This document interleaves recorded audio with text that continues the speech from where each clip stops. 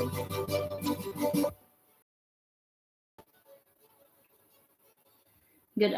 evening, brother, and welcome to the news at 6 on Rapid 96.5 FM, the sound of your city. Today is Wednesday, 1st April 2026. In the headlines, federal government warns against misuse of language in security. Obama residents cry out over rising transport costs, demand shuttle buses. And on the foreign scene, Tehran hit by new explosions as United States signals possible end to Iran conflict. I am Faith Kevin with the news. Details shortly. Stay with us.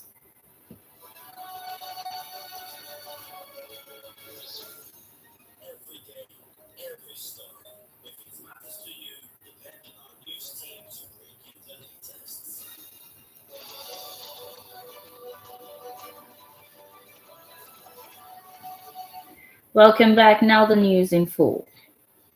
Federal government through the Minister of Information and National Orientation, Mohammed Idris, has cautioned that careless use of language in security operations and media reporting can deepen divisions and weaken national unity. Represented by Dili Ezuga at an event organized by the White Ink Institute for Strategy, Education and Research Nigeria, the minister stressed that definitions shape perception and must not reinforce stereotypes or ethnic profiling. He further urged journalists and stakeholders to prioritize accuracy, context, and responsibility in public discourse, noting that trust, fairness, and inclusive communications are critical to strengthening security and national cohesion. No fewer than 30 students and one teacher were hospitalized following a gas leak at Our Lady of Apostles Secondary School in Ijebu-Ode, Ogun State, after a substance spread across the premises shortly after assembly. Officials, including the State Commissioner for Environment, ruled out an explosion, describing the incident as a gas leak likely linked to a chemical source, with investigations ongoing to determine the exact cause. Medical authorities confirmed that all affected persons are in stable condition and responding to treatment, with no fatalities recorded. Cross River State House of Assembly has suspended 4 councillors from Akpabuyo local government area for 90 days over alleged allegations of gross misconduct, including harassment and intimidation of colleagues. During plenary in Calabar, lawmakers led by Deputy Leaders Davis Etta accused the councillors of violent behavior, with House Leader Francis Bassi condemning the alleged attack on the council leader and staff as unlawful. Speaker Elbert Ayabem said the suspension backed by the state's local government law will remain in place pending investigation by the Assembly's Committee on Public Petitions and Conflict Resolution. Federal Road Safety Corps in Anambra State has deployed 1,500 personnel, including special marshals, to manage traffic and ensure safety during the Easter celebrations. The command also stationed emergency response teams, ambulances, towing trucks, and patrol vehicles at strategic locations to promptly address accidents and road obstructions. Authorities have urged motorists and passengers to obey traffic rules, avoid reckless driving, and prioritize safety amid the expected surge in vehicular movement. Anambra State Electricity Regulatory Commission has called for improved between electricity distribution companies and consumers to enhance service delivery across the state. The managing director, Frank Okafor, said the initiative would address challenges such as energy theft, vandalism, and estimated billing through sustained community engagement and regulatory oversight.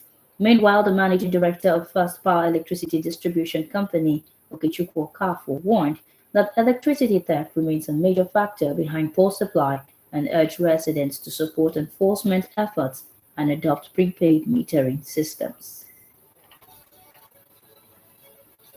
Residents of Agbama Housing Estate in Umahi South local government are having raised concerns over escalating transportation costs, saying the burden is severely affecting civil servants and daily commuters who rely on public transport.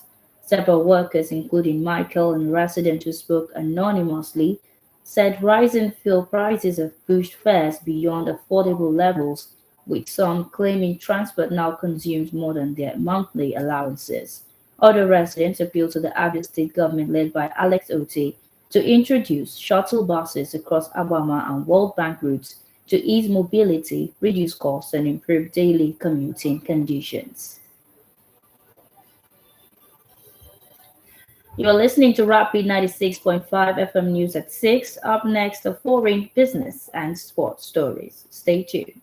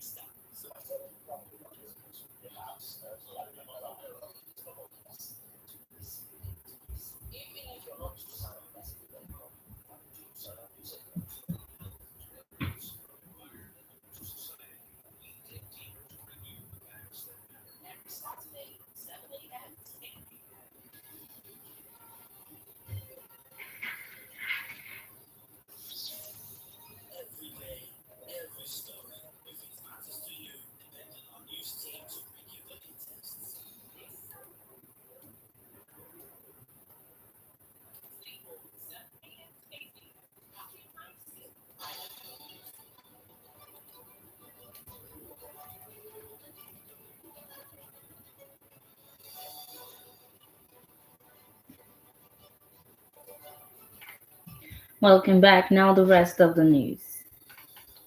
Tehran was shaken by fresh explosions amid escalating strikes between Israel and Iran backed forces, even as United States President Donald Trump suggested the war would end within 2 to 3 weeks. The United States and Israeli military operations have reportedly expanded across Iran and neighboring regions, triggering wider regional attacks and raising fears of a prolonged Middle East conflict with growing civilian and economic impact.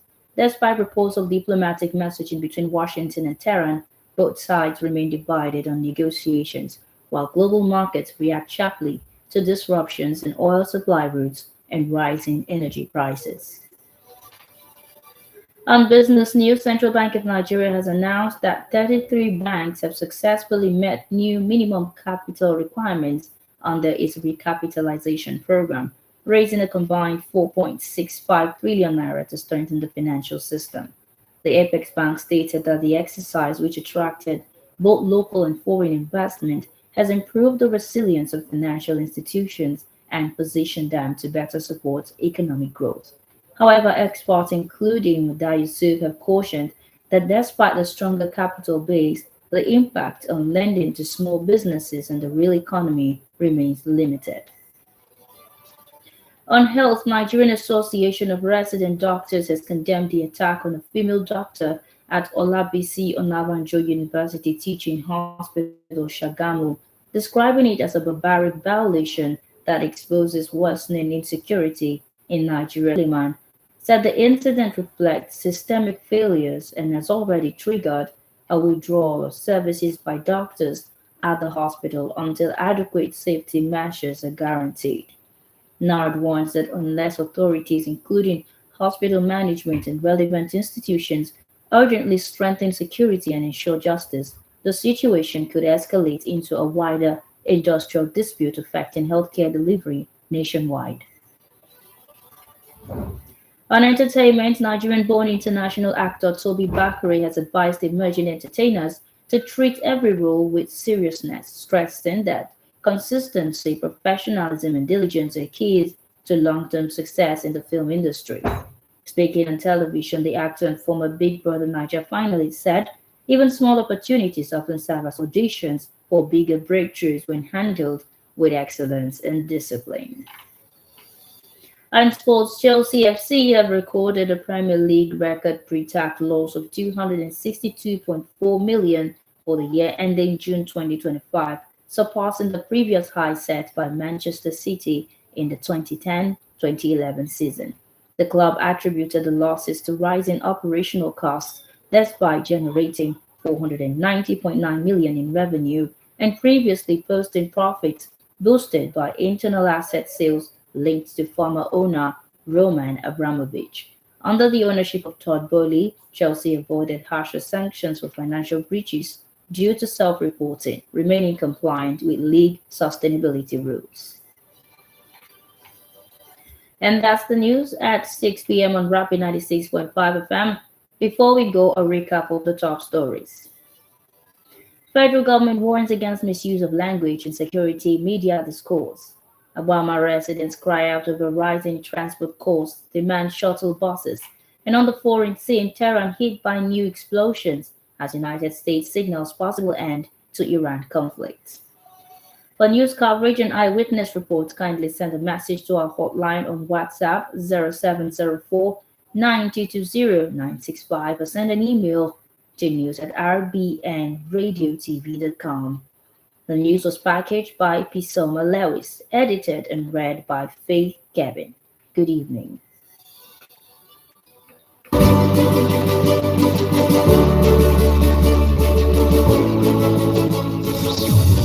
Every day, every story. If it matters to you, depend on our news team to bring you the latest.